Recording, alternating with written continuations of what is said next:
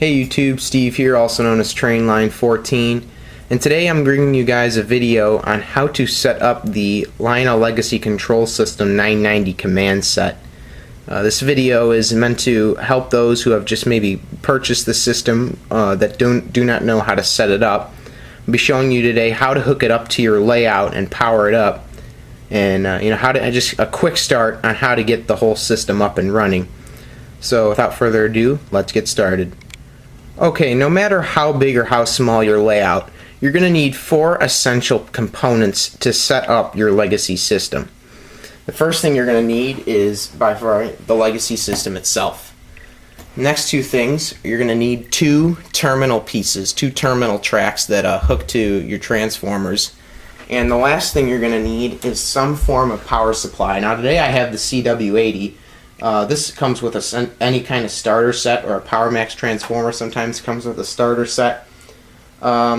Really, they recommend that you run legacy system with a little bit more powerful transformer than a CW80, but if you're running with a smaller layout like me, the CW80 will work fine as you start out, but as your layout grows, you're probably going to want to get a little bit more durable power supply, such as the ZW. I think those are called those really big transformers or the like.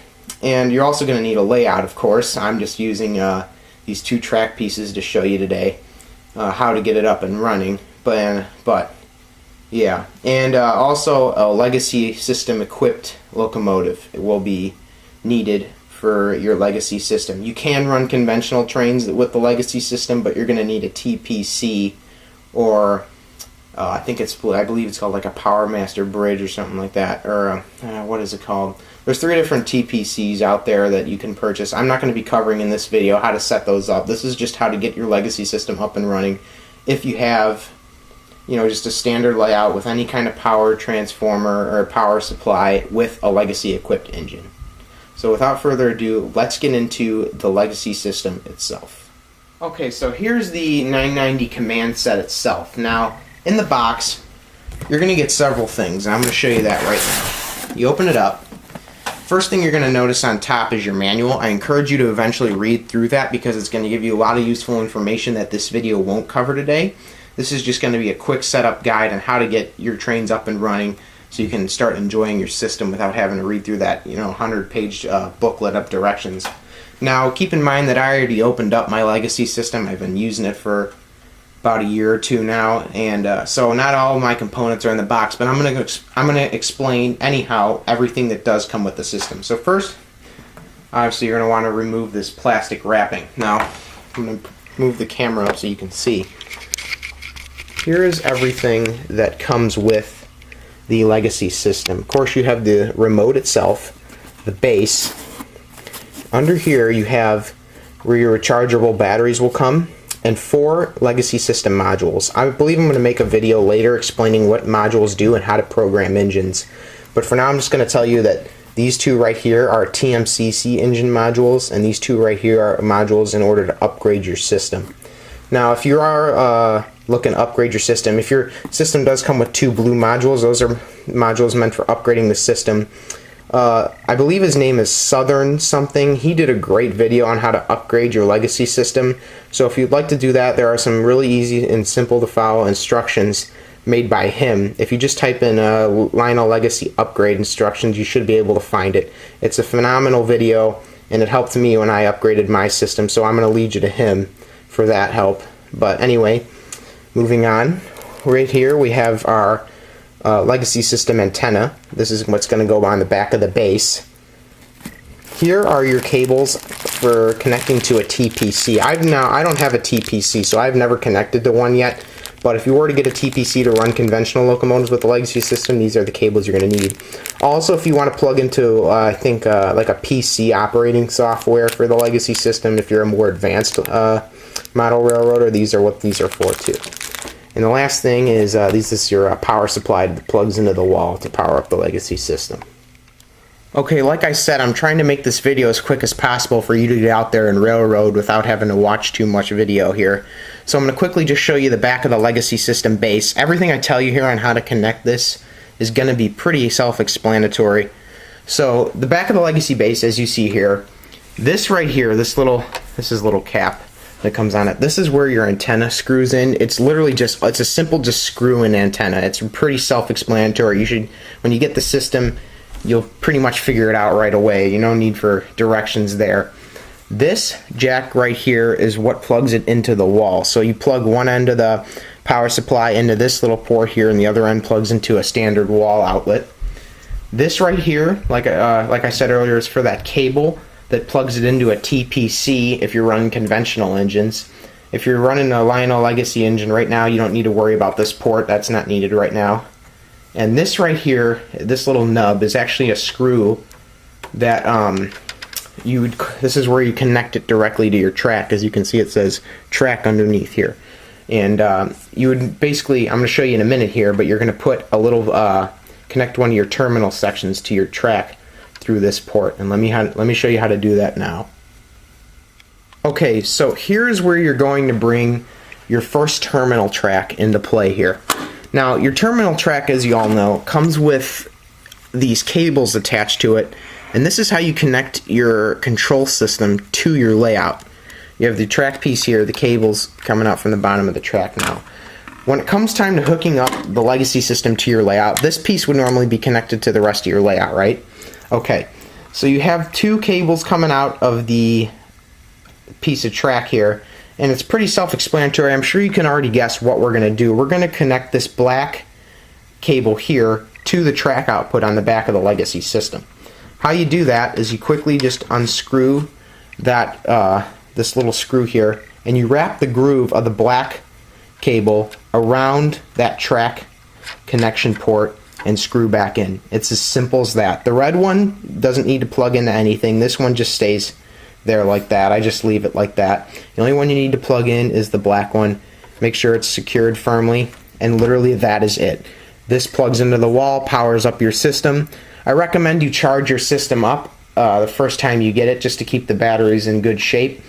It does come with rechargeable batteries that people do complain overheat, but honestly I recommend that you use them, because some guys at the railroad club I go to were complaining that once they put in non-rechargeable batteries that their systems were malfunctioning.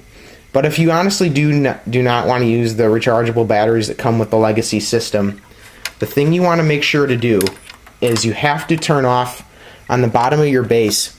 There is a charge on off switch. Make sure you turn that switch to off, otherwise you can bust your batteries if they're not rechargeables.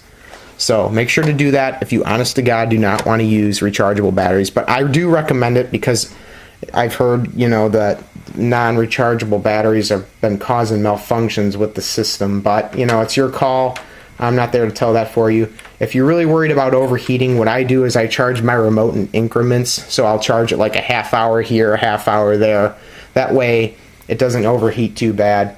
And another thing is, if it really is starting to overheat and you're not there to unplug it, the system will halt recharging until the batteries do cool down. That'll be indicated by two solid red lights on the bottom of the base. Not going to go into too much detail about light indicators on the bottom of the base, but yeah, that's just there for your help. Okay, if you didn't already know, Legacy system does not provide power to your track. It only is a matter of control. So this is where your power supply is going to come into play, and your second terminal track. Now, on your layout, you're going to have both the Legacy system's terminal track and your power supply terminal track hooked together to your layout. Now, with Legacy system, you know, there are multiple different power supplies out there. If you're coming from a starter set, like I said, a CW82 will work fine for a small layout, but honestly, if you're upgrading your layout frequently, you're going to want to get a more durable transformer. But if you're running something small, CW80 will work for you. But anyhow, you want to make sure that obviously the two terminal tracks are both on your layout.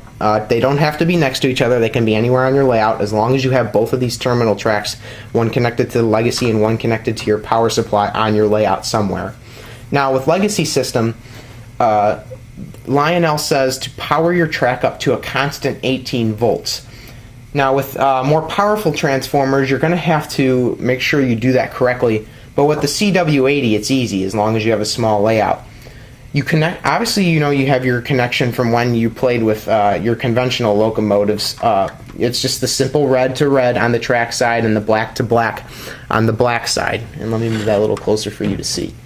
red to red, black to black on the track side of the transformer, and the terminal section, it should be already hooked up. If not, it's just a simple connection on the bottom as well, red to red, black to black, except there's no really any markings on here, but that should be plugged in for you, and you can kind of just play with that yourself if you haven't figured out how that works yet. But anyway, once you got this plugged in, the nice thing about the CW80 is its max output is 18 volts AC, I believe. AC or DC? 18 volts, yeah, AC power.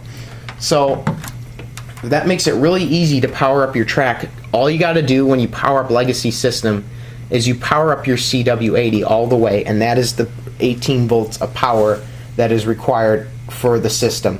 Now, when you do set up your system, make sure you plug in your Legacy System and base first before you plug in your power supply. If you plug in your power supply without plugging in your Legacy System, you're going to be running your engines in conventional mode, and they're not going to see the Legacy System. So make sure you plug in your Legacy System before you plug in your power supply. How I do it is I plug in my Legacy System, I plug in my power supply, then I turn my power supply up all the way. This will power up your track, and as long as you don't have conventional engines on your layout, your engine shouldn't move. Now, the Legacy remote itself does not have to be on for the engines not to move. Just your Legacy base needs to be powered up and plugged into your track in order for the engines not to move when you power up the layout. But it's as simple as that, and once you get a Legacy engine on the track, it gets a lot of fun. I think that's pretty much all I got to say. Hopefully this video helped you out on getting your Legacy System ready to run. I should be making a video soon on how to program your Legacy System engine, so keep an eye out for that.